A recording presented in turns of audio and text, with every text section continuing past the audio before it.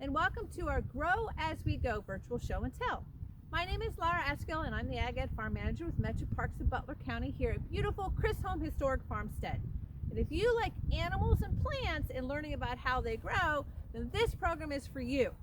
We're going to be doing some activities that go through the different life cycle steps and processes as these animals and plants develop. And then, of course, we're going to end with our live animal demonstration. So are you ready? Let's go. So now would be a great time to print off your 3 life cycle pages. One is about beans, the second one is about butterflies, and the third one should be about the life cycle of the chicken. So the first one we're going to do all together. And it's obviously about the bean plant.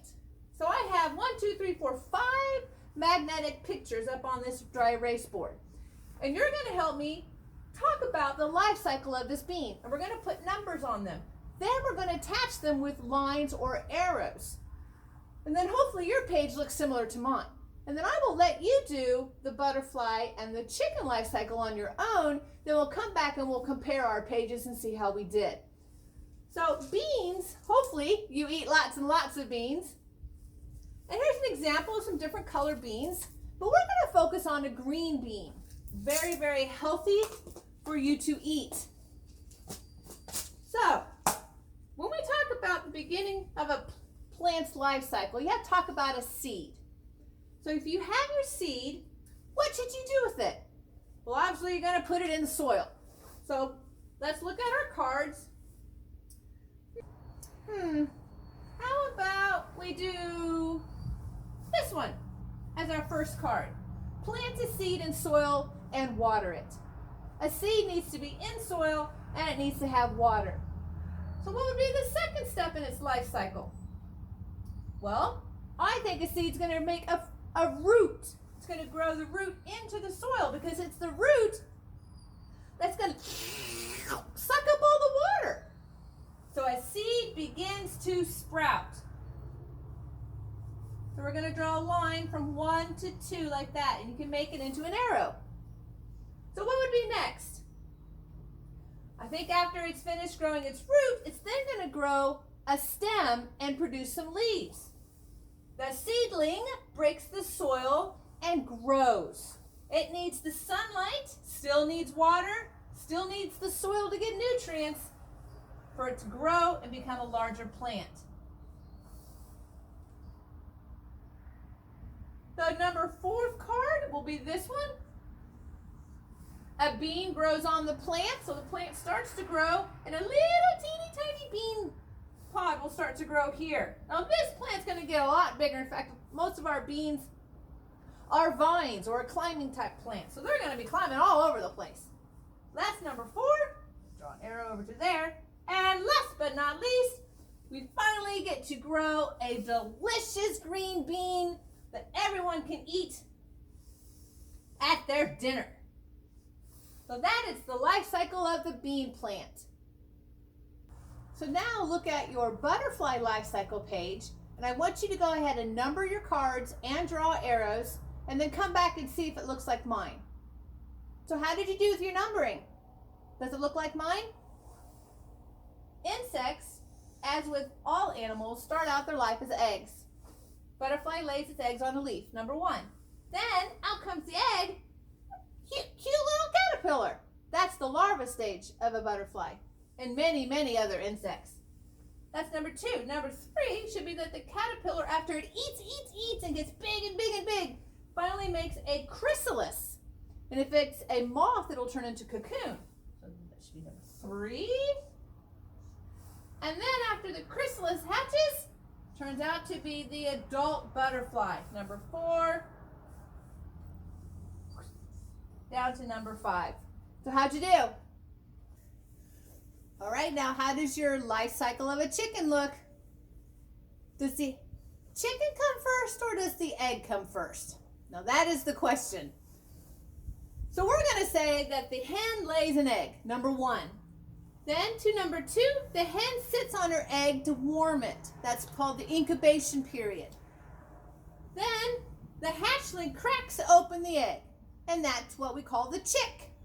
The chick's going to eat and he's going to grow. Right down to here, number 4, the little chick grows and grows. And last but not least, The chick's going to grow up and it's going to become what we call an adult chicken. If it's a girl, it's a hen, and if it's a boy, it's a rooster. So how did you do? Hopefully your page looks something like this. So print off the wetland habitat sheet and you can draw on these steps of the life cycle of our frogs. Do you see the clump of soft gelatinous eggs in the bottom right hand corner? These are going to hatch into tadpoles. And as these tadpoles get bigger, they'll grow 2 back legs and then 2 front legs, but they still keep their tails. Now eventually they're going to develop into more frog shape, and that tail is then absorbed into the body. And they'll take their first big step onto land, or should we say hop, never venturing too far from water though. Here's an example you might see in the parks in early spring. This is a spring peeper. Their vocalization is very loud, especially when hundreds gather around a pond. Do you notice the triangle that they have on its back? This cricket frog comes in a variety of different colors and has a triangle on its head too. Here's a chorus frog. Some of them have stripes, some of them have dots. They'll eat small invertebrates such as ants, beetles, flies, and moths. And here we have a green frog. Yep, that's its name. It looks similar to the bullfrog, but notice the 2 ridges running down its back? And last but not least, we have our bullfrogs, very common in our parks. Some of these get so large they can eat rodents and small birds. Now, we've learned a little bit about some of the amphibians such as frogs that live in our parks and their life cycles. Now, here's a little fun activity. So I think you'll be able to find most of the supplies that we need for this activity somewhere in your house. So go take a couple of minutes and see if you can find some marbles, a tissue box that's empty, some rubber bands, a comb, and an empty plastic bottle and some bells. So go get those items, and then we're going to make some objects, and we're going to play them, and they're going to represent the sound that those frogs you just learned about make when they're talking to each other. For example, the first one, 2 marbles. If you clack or hit 2 marbles together,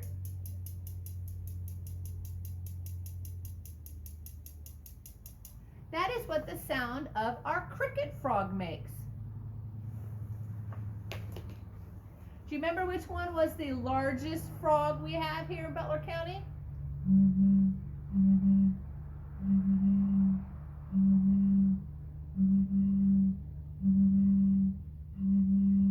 If you blow air, which is easy for flute players, across the bottle, you'll sound like our American bullfrog. Do you remember the frog that's similar to the bullfrog, but just a little bit different?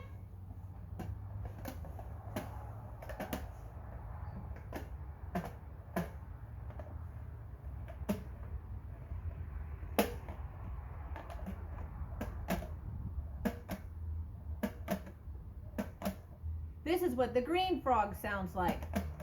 Sounds like rubber bands stretched across an empty tissue box. Very early in the spring, when it's just barely starting to warm up, there's a teeny tiny little frog called a spring peeper. And it sounds like a bunch of bells. An entire wagon of bells, because if you have hundreds of spring peepers around a pond, it is deafening. It is really, really loud.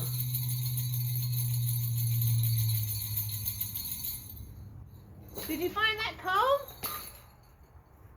If you take your thumb and you scrape across what we call the teeth of the comb, it will sound like a chorus frog.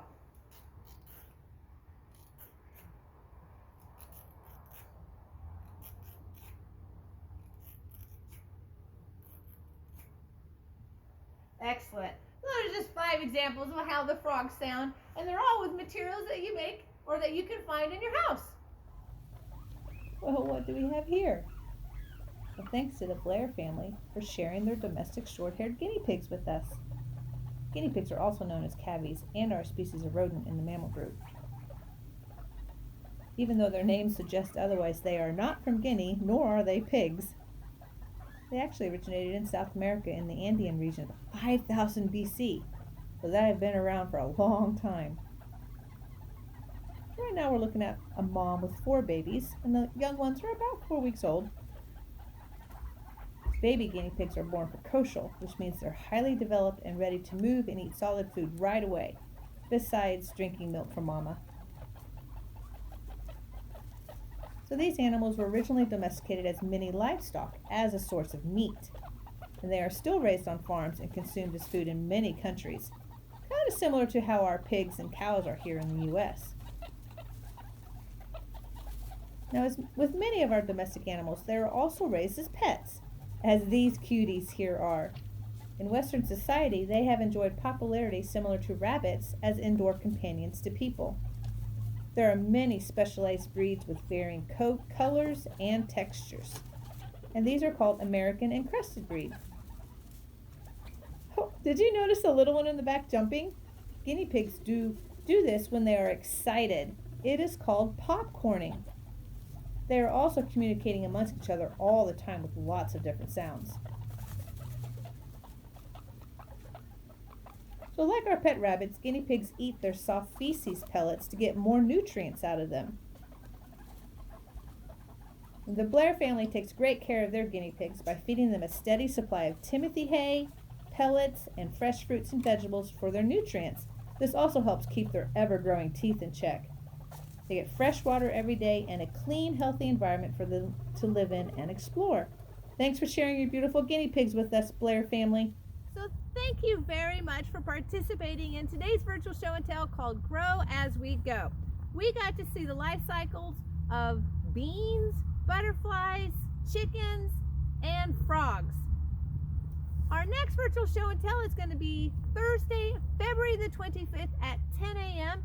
And its title is There is a Cow in My Marshmallow. That must be one really big marshmallow. If you can't view us at that time, don't worry. You can go to our website at yourmetroparks.net. You go to log off, shut down, get outside, and you can view all of our virtual programs at your leisure. Thanks, everyone.